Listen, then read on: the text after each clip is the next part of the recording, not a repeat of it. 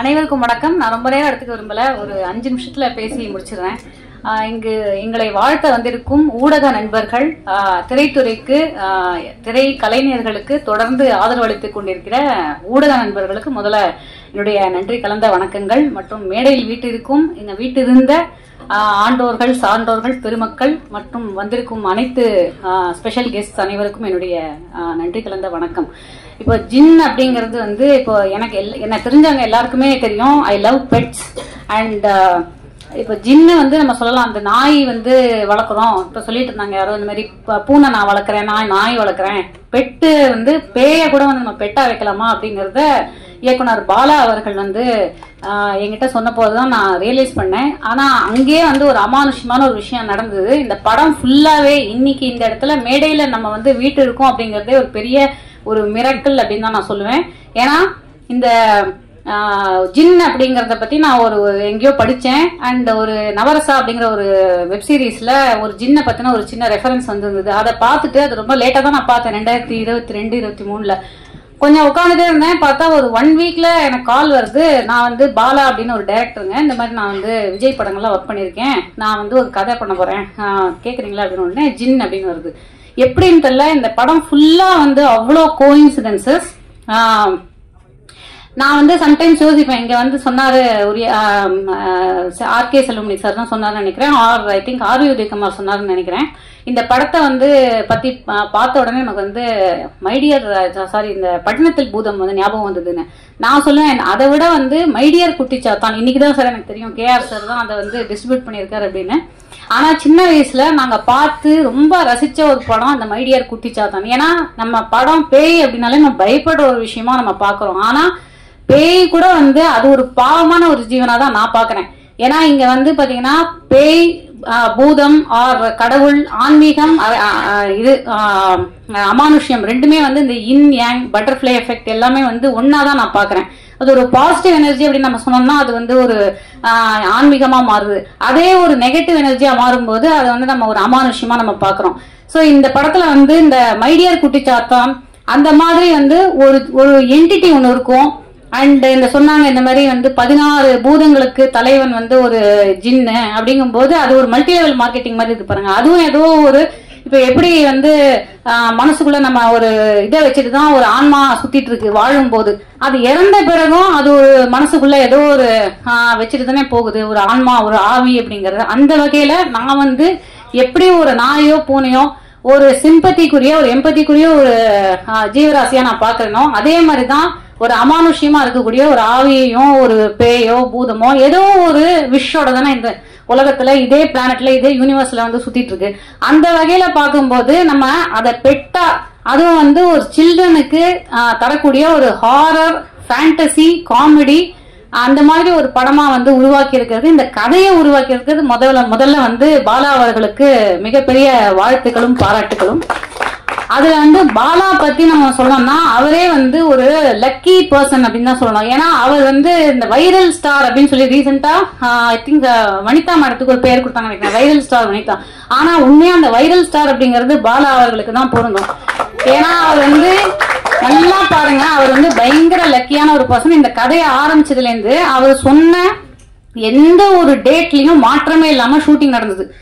And அவர் வந்து சொல்லுவாரு, இந்த இடத்துல நம்மளால இதை பண்ண முடியாது அப்படின்னு நினைக்கிறேன் அப்படிங்கும் போது கரெக்டா அது பண்ண முடியாம போயிடும். ஆனா அவர் வந்து அதுக்கப்புறம் ஒரு பேட்ச் ஒர்க் வந்து ஒரு டேட்ல வந்து பிக்ஸ் பண்ணுவாரு. கரெக்டா அந்த டைம்ல எல்லாரும் வந்து கூட்டிடுவாங்க, கரெக்டா எந்த ஒரு ப்ராப்ளம் இல்லாம அந்த படம் வந்து நடந்து முடிஞ்சிடும். ஒத்த தாமரை அவர் என்ன மைண்ட் செட்ல பண்ணாருன்னு தெரியாது, பார்த்தா ஒரு வைரலா 6 crore வியூஸ்க்கு போயிடுச்சு, இப்போ மோர் தென் 45 மில்லியன் வியூஸ்க்கு வந்து போயிடுச்சு. அதே மாதிரி அவருடைய பேரண்ட்ஸை வந்து பத்தி நிறைய பேர் வந்து பேசிட்டாங்க. அவருடைய பேரண்ட்ஸ் நானும் என்னுடைய பேரண்ட்ஸா தான் நினைக்கிறேன். ஏன்னா அவர் ஆரம்பத்திலேயே என் அக்கான்னு கூப்பிட ஆரம்பிச்சிட்டாரு. சோ நானுமே வந்து வேந்தன் அப்பா அண்ட் வந்து ராஜேஸ்வரி அம்மா அப்படின்னு தான் அவங்களை வந்து அழைச்சேன். அவங்க பேரண்ட்ஸ் வந்து இவரை எப்படி பாக்குறாங்கன்னு தெரியல, but I think he's a very very lucky son for his parents. ஏன்னா அவர் மூலமா அவங்க இன்னைக்கு நான் ஒவ்வொருத்தர் பேசும்போதும் அவரை வந்து பத்தி பேசும்போதும் எனக்கு என்ன புரியுதுன்னா அவங்களுடைய பேரண்ட்ஸுக்கு அவர் எந்த அளவுக்கு ஒரு பெருமை சேர்த்திருக்காரு அப்படிங்கறத நல்லா புரிஞ்சுக்க முடியுது. அண்ட் அவர் வந்து இயக்குனர் அவர்கள் சொன்ன மாதிரி ஒரு 3 டைப் ஆஃப் ப்ரொடியூசர்ஸ் இருக்காங்க அப்படிங்கும் போது பாலா அவர்கள் இந்த படத்துல not only as a director, நான் முதல்ல அவர் வந்து ஒரு சிறந்த ப்ரொடியூசரா நான் பாராட்டேன். ஏன்னா ஒரு பேமெண்ட் பாக்கி கூட இல்லாம படம் ஆரம்பிக்கிறதுக்கு முன்னாடி எல்லா ஆர்டிஸ்டுக்கும் கரெக்டான டைம்ல அட்வான்ஸ் போட்டு லாஸ்ட் டப்பிங் முடிய அன்னைக்கு எக்ஸாக்டா பேமெண்ட்டை வந்து எல்லாருக்கும் வந்து கிளியர் பண்ணி கொடுத்துட்டாரு. அண்ட் இன்னைக்கு சொன்ன மாதிரி அவர் வந்து அந்த பிசினஸ்லயும் அவ்வளவு தெளிவா அதை எப்படி அந்த படத்தை ப்ரொமோட் பண்ணி இவ்வளவு பேரை திரட்டி இன்னைக்கு வந்து கொண்டு வந்து சேர்த்திருக்கணும் அப்படிங்கறதுல மிகப்பெரிய ஒரு நல்ல ஒரு சிறந்த ப்ரொடியூசராகவும் தமிழ் சினிமாக்கு அவர் கிடைச்சிருக்காரு அப்படிங்கறதான் இந்த இடத்துல நான் சொல்லிட்டு வருவேன். முகேந்திரா அவர்களை பத்தி ஒன்னே ஒன்னு சொல்லிடணும். அவரும் இந்த படத்துக்கு வந்து ரொம்ப லக்கி. ஏன்னா பாத்தீங்கன்னா அந்த சீசன்ல அவர் பிக் பாஸ் இருந்த போது நிறைய கண்டஸ்டன்ஸ் இருந்தாங்க.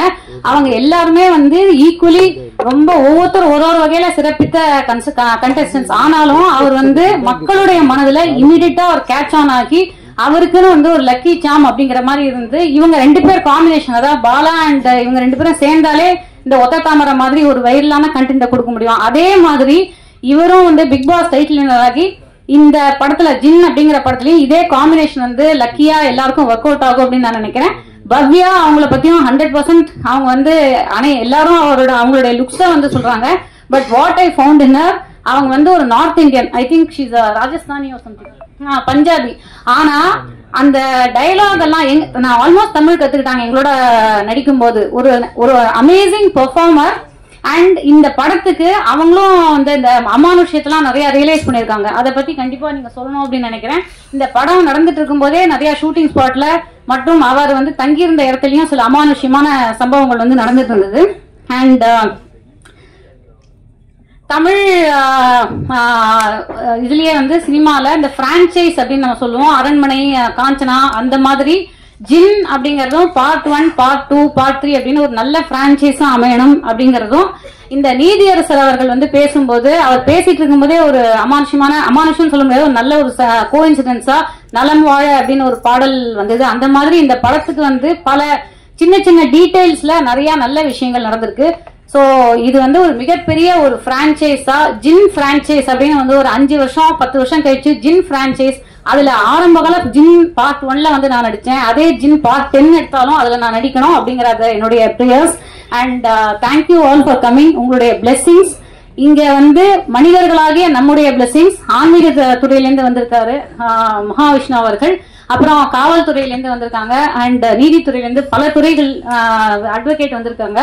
சோ பிளஸ் பொதுமக்கள் உங்க எல்லாருடைய பிளெஸிங்ஸும் இந்த படத்துக்கு இருக்கணும். அண்ட் இது ஒரு வைரலான ஒரு படமா இந்த May 30th தான் ரிலீஸ் ஆகுது. And it's not too late for summer. Still வந்து இது குழந்தைகளுக்கு ஏற்ற ஒரு படமா அமைஞ்சு ஒரு மிகப்பெரிய சக்சஸ் அடையணும் அப்படின்னு நான் இந்த பிரபஞ்சத்தை வந்து கேட்டுக்கிறேன். பிரபஞ்சம் மட்டும் இல்லாம பிரபஞ்சத்துல இருக்கக்கூடிய நாட் ஓன்லி த ஆன்மீக சக்திகள், அமானுஷ்ய சக்திகளையும் நான் வேண்டி கேட்டுக்கொள்கிறேன்.